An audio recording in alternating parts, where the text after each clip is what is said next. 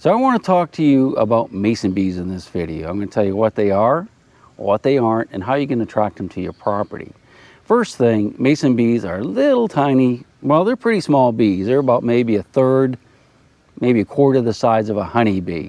And they're solitary. Unlike a honeybee that lives in a hive with potentially thousands or tens of thousands of comrades, they like to live on their own, and they build their own single nest. To alleviate some fears, they do sting, but from what I understand, I've never been stung by one, it's a very mild sting, and they only sting if they're aggravated, like if you're holding them in your hand and you're like poking at them. And I understand that if they're wet, they get cranky. So if you have a wet mason bee, you don't really want to be playing around with it too much. And also, something that's very important is that they don't drill holes. A lot of people are worried that if you attract mason bees to your home, that they'll drill holes in the wood to make their nests. And they don't do that. They only use existing holes.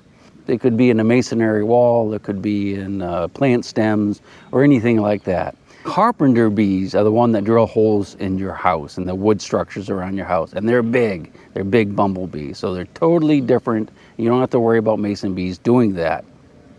As far as their range, what I read is that they think they have to experience freezing temperatures in the winter. And if you do live in an area where it doesn't freeze in the winter, let me know if you have mason bees. And mason bees only collect pollen. They don't collect nectar as well like a honeybee. So in a mason bee single family home, they'll only have pollen stuffed inside of that. But guess what? They say that 6 mason bees can do the work of pollination that takes 300 honeybees to do. So it's really, really good to encourage mason bees to be on your property to pollinate the different things, especially if you have fruit trees. Now the way mason bees work is they have a little tunnel or a little hole that they call home, and they will wall off the end of it using they're like little masons basically. I think that's where they get their name. They'll get dirt and water, mix it up, and they'll make it like a mortar, and they'll wall off the end of the tube. They'll put an egg in there, one egg, and they'll put pollen in there, and then they'll wall it off again and continue that process until they get to the end of the tube. And an interesting thing about it is they put in the females first, and they put the males in last. And when the males hatch in the spring, that's when they hatch, they'll actually help dig out the females. So these guys actually spend a whole year in that little tube, they overwinter, and they come out in the spring. They'll actually dig themselves out.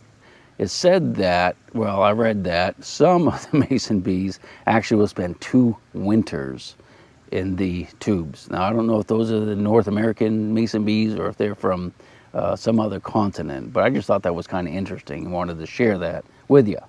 Now, why do you want mason bees? They're super pollinators, and like I said, a half a dozen mason bees will do the work of like 300 honeybees. And unlike honeybees, they're pretty strong.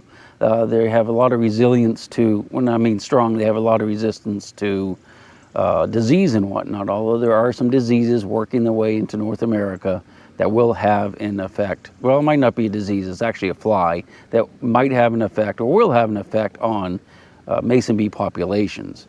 And an interesting thing about the way mason bees collect pollen is they actually get in there and they roll around and they get pollen all over themselves, and then they go to the next little flower and do the same thing.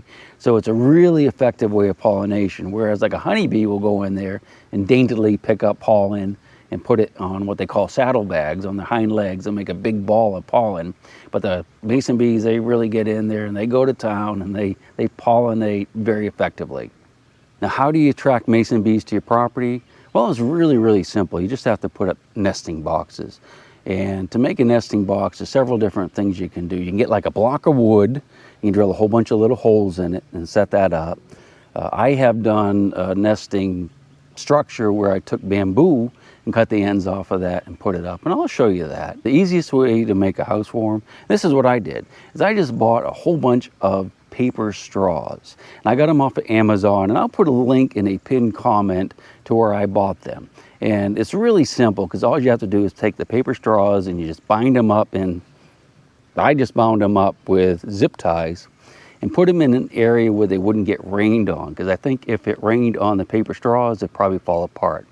I don't think you could get away with using plastic straws because they wouldn't breathe, and I think that the pupa and the larvae that are in those tubes would probably not live. So paper straws, but keep them dry so they don't fall apart. And keep in mind they do overwinter. In fact, the ones I made, this is their second season, and they came out this spring, and now they have refilled the hole. So my little nesting box definitely works. And this is probably one of the most important things. Mason bees do not drill holes in wood, so you don't have to worry about them destroying your house or your deck, and they don't really sting. Well, I hope you enjoyed learning a little bit about mason bees, and I hope you go out there, buy some paper straws, bind them together, and put them someplace where they'll stay dry. And you know what? I think you'll have them almost overnight. So let's look at this first. This is the bamboo one that I made, and you can see they do not like the bigger openings. So if you do use bamboo, try to stick with the small openings. So this is the nest that I made for them. This is probably within the first couple of weeks of me putting it up. You can see that they're loading up those paper straws, and you can see that they're also still digging them out. Watch this.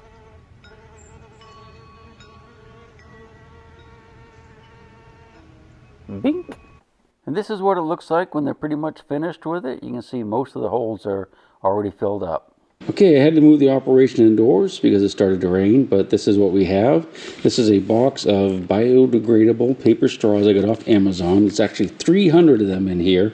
It's cost just over $10 delivered to my house. All I do is this.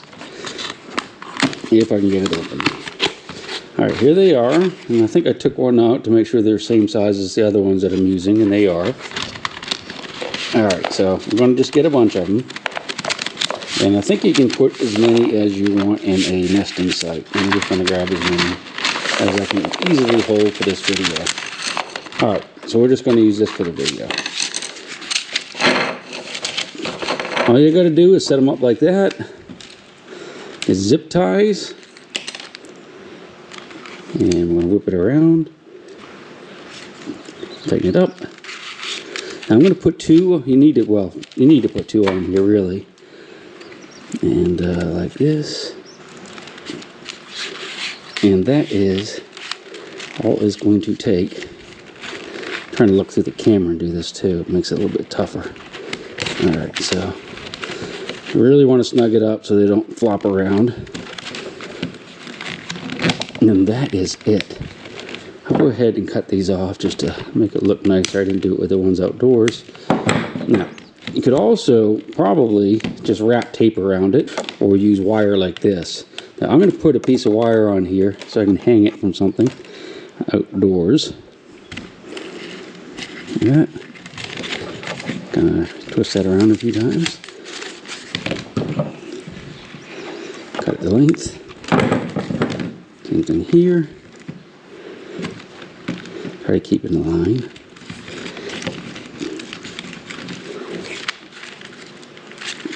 Twist it around. Alright, so you want to get this about in the middle. Twist this around a few times. And you can hang it from that. So you can just hang it from something right there. Now one other thing that I don't know if I talked to you about, but it's very important. Do not put these up next to a light outside, like if you have a porch light that you leave on sometimes, because the bees are attracted to the light and they'll just swarm around that thing until you turn it off. That would probably exhaust them and they may not survive. I found that out the hard way just recently when I left the light on one night for about an hour, and I looked out there and there were bees everywhere. Well, that pretty much ends this operation. I hope you enjoyed learning about mason bees. And I'm counting on at least a couple of you guys to go out there and make some little home sites for them. We'll see you on the next video. Where it is or what it might be. Mother Earth, you are my lady, my big round baby. I'll rock you until I go to sleep. She don't care if you're dying.